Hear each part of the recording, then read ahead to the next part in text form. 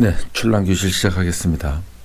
제가 요즘 뭐 시간이 이렇게 좀 일정이 좀 빠듯해서 동영상을 좀 잘 좀 못 올리고 있습니다. 그리고 또 이제 겨울에 이제 좀 추워지니까 이제 분양 코너의 난초 소개도 좀 뜸해지고 날이 좀 풀려야 이제 분양 코너의 품종도 좀 올리고 할 텐데.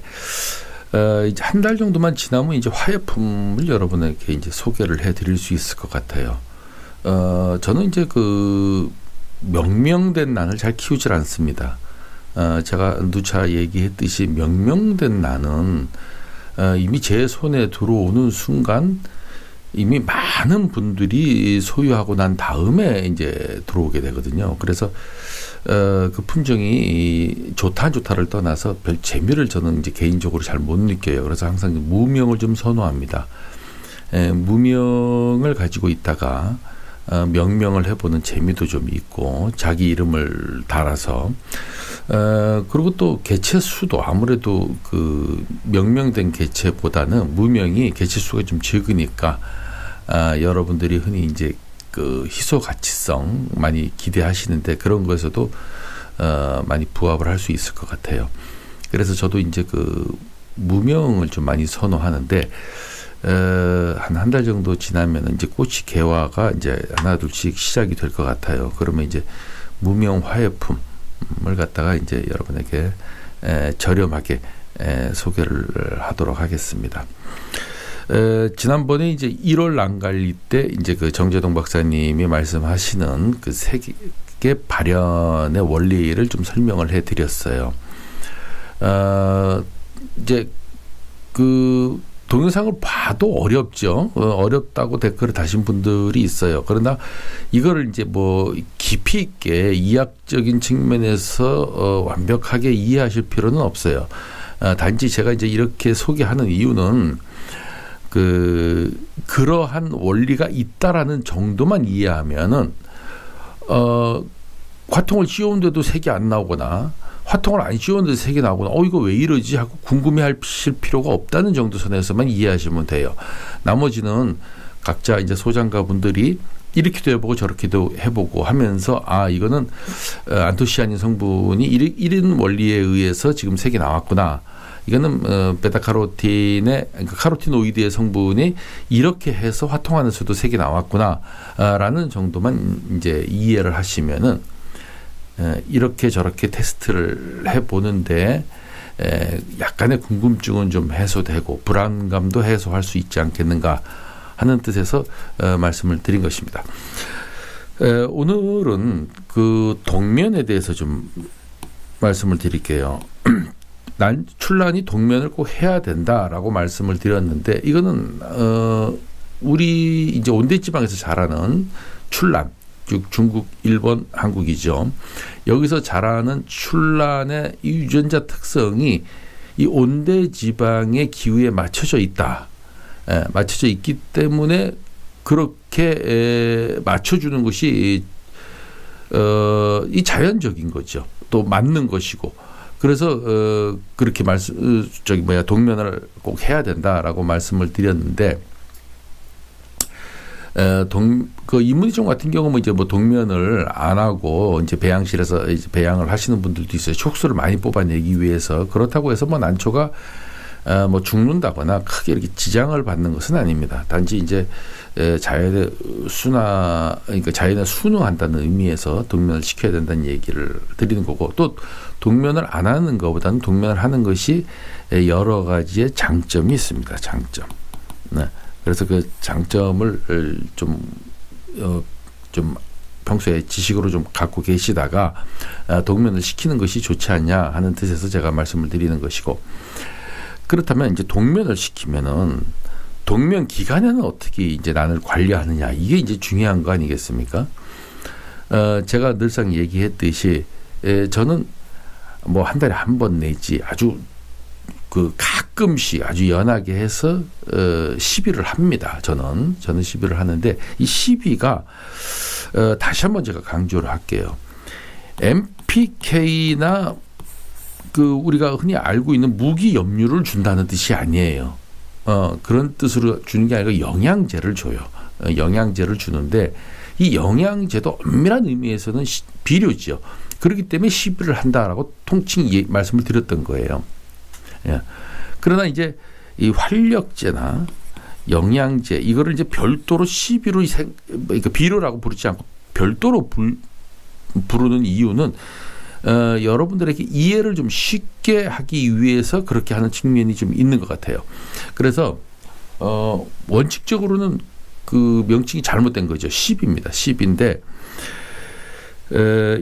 이 영양제 중에서도 식물이 아주 소량 미량입니다. 아주 많이 이 식물이 먹을 필요는 없지만 소량을 먹어도 꼭 먹어야 되는 아주 영양 성분이 있어요. 그런 것들은 이제 겨울에 이렇게 주면은 상당히 보약을 먹는 것처럼 또는 비타민을 우리가 이제 그 먹는 것처럼 아주 효과가 좋게 나타나는 경우가 있습니다. 예를 뭐 그 호르몬제 같은 거라든가 뭐 이런 등등 아니면 제가 늘상 강조하지만은 그 질소가 들어있지 않은 그 유기질 비료 같은 경우도 그런 거에 해당이 됩니다. 그래서 겨울에는 유기질 비료 위주로 아주 연하게 해서 한 달에 한 번 정도씩 이렇게 가끔씩 쳐주면 난이 1년 동안 생장하는 데 있어서 상당히 보약에 해당되는 큰 효과를 발휘한다라는 말씀을 드립니다. 그래서 이 동면과 동면하는 기간에 어떻게 관리해야 되는지 오늘도 정재정 박사님의 말씀을 전하면서 오늘 출란교실에서 여러분에게 전달하는 말씀을 대신할까 합니다. 좀 더 쉽게 풀어가려고 제가 여러분들의 초보의 입장에서 질문을 몇 개 이렇게 던졌는데 여러분들이 한번 동영상을 보시고 출란을 동면을 관리할 때 많은 도움이 되셨으면 좋겠습니다. 또 한 가지 이제 그 에라님들이 궁금해하는 것이 출란이 겨울잠을 잘 때 비료를 먹느냐 안 먹느냐, 겨울잠을 잘 때는 전혀 비료를 못 먹느냐, 이걸 가지고 아직까지도 뭐 좀 헷갈려 하시는 분들이 많은데 정확하게 한번 뭐 어떻게 돼야 되는 것입니까? 지어보죠. 겨울은 온도가 낮잖아요. 그 식물이 이제 이 생육을 한다든지 자라려고 하면 세 가지 온도 작용을 해요. 하나는 최저 온도고, 최적 온도고, 최고 온도. 그럼 최고 온도는 여름철 온도잖아요. 그죠? 그러면 여름철 고온기에도 생장이 정지가 되고 겨울철에 고온기에도 저온기에도 생장이 정지가 돼요. 생장이 정지가 되는데 그럼 최적 온도라고 하는 것은 결국은 가장 잘 크는 온도잖아. 가장 적합한 온도잖아요. 그죠? 출란의 경우는 20에서 23도 정도란 말이에요. 상당히 선선한 온도죠. 그러면 이때가 가장 잘 크는 거라. 그런데 여름철 고온기나 저온기에는 고온기에는 흡수는 어느 정도 해요. 흡수는 어느 정도 하는데 호흡에 의한 소모량하고 그 다음에 광합성 양하고가 같아지거나 호흡에 의한 소모가 더 많아져 버리면 못 크죠. 그런데 겨울에는 온도를 저온으로만 유지를 시켜주면 이게 못 커요. 그죠? 그런데 낮 온도는 어느 정도 올라가잖아요. 그렇잖아요. 그죠? 그럼 광합성도 하고 해서 어느 정도는 클 수가 있어요. 낮 동안에. 그렇기 때문에 어느 정도는 흡수를 해요. 하는데 적기보다도 이게 왕성하게 흡수를 못한다. 왜? 크는 양이 적기 때문에. 그래서 겨울철에는 여름철에 충분히 비를 줬으니까 겨울철에는 별도로 비배 관리할 필요는 없다. 온도에 의해서 그만큼 생육이 정지되어 있는 상태니까. 연하게 주는 건 어떻습니까? 묽게 주는 것은 가급적이면은 비료는 상토내에 있는 걸로서 된다고 보고, 차라리 겨울철에는 생리 활성 물질을 주는 게 더 효과적이에요. 이게 내성을 길러주는 거니까. 그게 뭡니까? 그 사람 같은 비타민 먹는 거하고 똑같아요. 영양제, 그죠? 그리고 식물에서는 호르몬제가 또 나와요. 그거를 주는 게 훨씬 더 건실하게 하지. 그런 거는 그리고 먹을 수 사람을 있습니까? 보면 링거라고 보면 돼. 예. 그런 거는 생물이 그 동면을 자더라도 흡수하냐고요? 아, 흡수하죠. 흡수해서 체내에 저장해서 내성을 키우고 있지. 활력을. 구체적으로 하나만 얘기해 보십시오. 뭐가 있습니까? 그러면? 예를 들어서 하이아토닉. 네. 이거는 그 내에 생리 활성 물질이 들어있어요. 그래서 이거는 비료로 이용되는 게 아니고 그 대사작용을 한다든지 비료를 흡수한다든지 이런 원활히 할 수 있는 역할을 하는 거라. 우리가 먹는 걸로 치면은 비타민제 있죠, 그죠? 그런 거하고 비슷한 거예요. 그럼 그게 하야토닉은 원래 봄에 주는 걸로 돼 있는데 그걸 겨울에 아니, 그거는 봄에 주는 걸로 돼 있는 것이 아니고 네. 봄, 여름, 가을, 겨울 다 줘도 돼요. 동면할 때 줘도 되고. 예, 그렇죠. 그 무질소 비료입니까? 예? 질소가 없습니까? 그 하야토닉에는? 없어요. 어. 네, 없어요. 미량 원소하고 이런 들어 있어도 미량 원소를 그 대부분 미량 원소를 보면 활성 물질이거든요. 직접 들어가서 작용을 일부 하는 것도 있는데 주로 다른 그 대사에 촉매적인 역할을 하는 게 미량 원소거든. 다량 원소는 크는 데 필요한 것이고 주로 미량 원소는 그 생리 활성 물질이라. 그럼 겨울에도 줘도 된다. 그러니까 보통 우리 13원소라고 하잖아요. 음. 13원소라고 하니까 그 중에서 미량 원소가 7개죠. 그 다음에 다량 원소가 6개인데 이게 13원소 이런 반드시 있어야 될 거예요. 그죠? 근데 요 중에서 다른 것이 생장하고 하는 데는 주로 다량 원소가 관여를 하고 미량 원소는 식물의 활성을 촉진시키는데 관여하면서 또 모자라면은 그죠? 특이한 현상을 유발하니까 요거는 비료면서 미량 원소는 비료이면서도 활성 물질을 작용을 해. 안 주면 안 되거든. 반드시 줘야 되거든. 그죠? 그리고 그런 반면에 호르몬제 그죠? 요거는 순수하게 활성 물질이에요. 그리고 비타민 제제하고 이건 활성 물질이거든. 그리고 이거는 경우에 따라서는 미량 원소하고 이거 합쳐 놓으면은 더 효과가 크게 나타난다.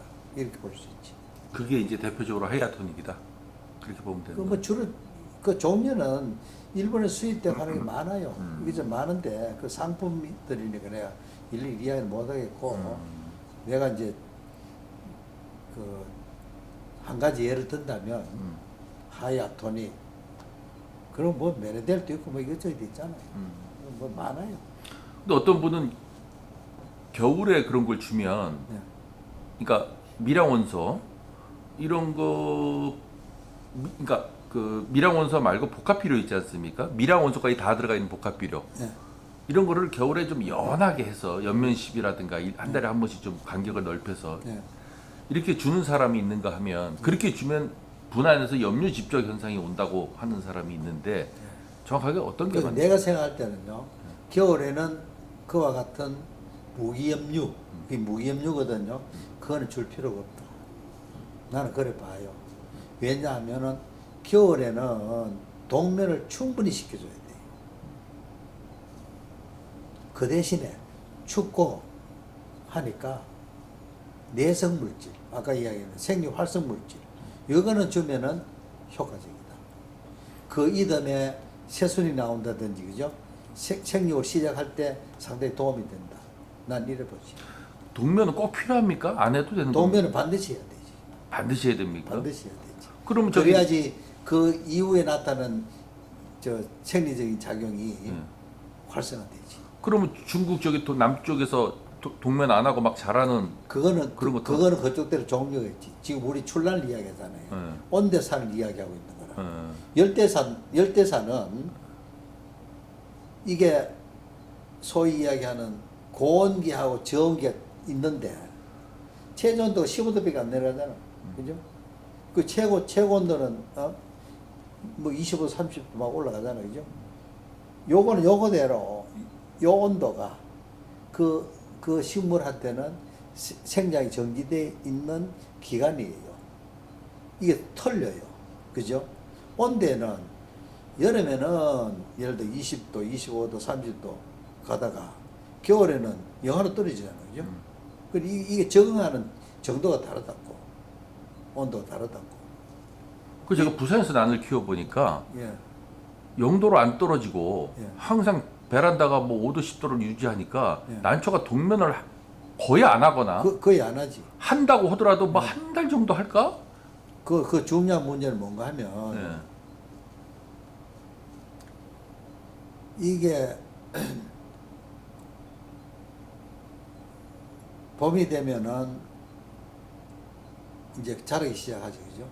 그럼 새순도 올라오고 그래가지고 6월 하순이 되면 딱 고온기에 접어들잖아요.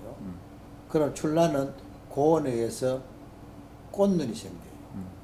그래가지고 여름 동안은 그대로 정지돼가지고 가서 가을이 되면 2차 생장이 일어나요.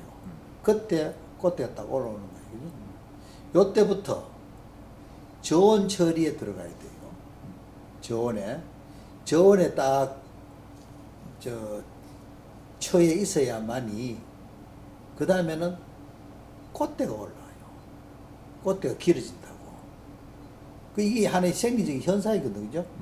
그리고 거기에 그걸 충족을 못 시켜주면 결국 어떻게 되겠어요? 꽃이 바닥에서 붙어가 피겠죠. 그죠?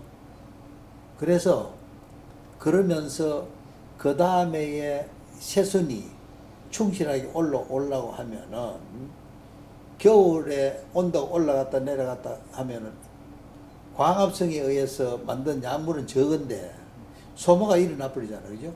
그러면은 봄 돼가지고 새순 올라올 때 이게 부실해진단 말이야. 그 겨울에 충분하게 저온을 주면 이것이 건실하게 딱 정리하고 있다가 필요 없는 소모가 안 일어난다고. 있다가 봄이 되면은 상당히 충실하게 커진다. 이렇게 볼 수 있죠. 그러면 동면을 할 때는 꽃대도 안 자라죠? 온도가 저온이기 때문에 못 자라고 있지. 그 부산 같은 경우 지금 따뜻해서 동면을 못 하는데 이거 어떻게 해야 됩니까? 그거는 가급적이면 저온에서 휴면을 충분히 할 수 있도록 해줘야 되지. 환경을 만들어줘야 된다. 그렇지. 그러니까 온실 문도 아주 햇빛 이 온도가 이 0도에 안 떨어질 때는 온실 문을 열어놔야 돼요. 밤에도. 그랬다가 이게 낮에 온도가 너무 올라가면 이거는 환기를 충분히 시켜줘요. 겨울에라도. 그죠? 그리고 또 하나는 왜 출란의 경우에 0도 이하로 내리지 마라 라고 이야기하잖아요. 그죠? 그 이유는 우리 자생지 가봐요. 자생지에 가면은 마이너스 15도, 마이너스 20도 내려가잖아요. 그럼 왜 이건 0도 이하로 못 내리게 하느냐? 화분에 신경이 있어가지고 뿌리가 약해요. 추위에. 뿌리가 동의를 입는다고. 그리고 추워지면은 만일 문을 못 닫아가지고 야간에 갑자기 온도가 떨어져 보잖아요. 그죠? 그럼 동해를 입었죠. 위에는 멀쩡해요. 봄이 되면은 위에가 마르기 시작한다고. 뿌리가 보면 다 썩어 있다고. 얼어서 썩은 거예요. 그죠? 그리고 뿌리를 보호하기 위해서 0도 이하로 떨어뜨리지 말라고 해요. 이 지상부는 마이너스 10도가 돼도 안 죽어요. 뿌리 때문에 그래요. 자, 소나무가 바깥에 있을 때는 괜찮죠. 화분에 심었어요. 그러면 겨울에 보온을 한다고. 보온 안 해놓으면 뿌리가 죽어요. 얼어서. 그러니까 지하에 들어있는 뿌리는 웬만하면 0도 이하로 잘 안 내려가거든. 지상에 얼음이 얼어버릴 때, 그죠? 그럼 밑에는 0도 이하로 안 떨어져. 그래서 우리가 관리할 때 0도 이상으로 유지하라고 하는 것은 뿌리 때문에 그래요. 위에는 그거보다 훨씬 더 떨어져도 전혀 문제가 없어요.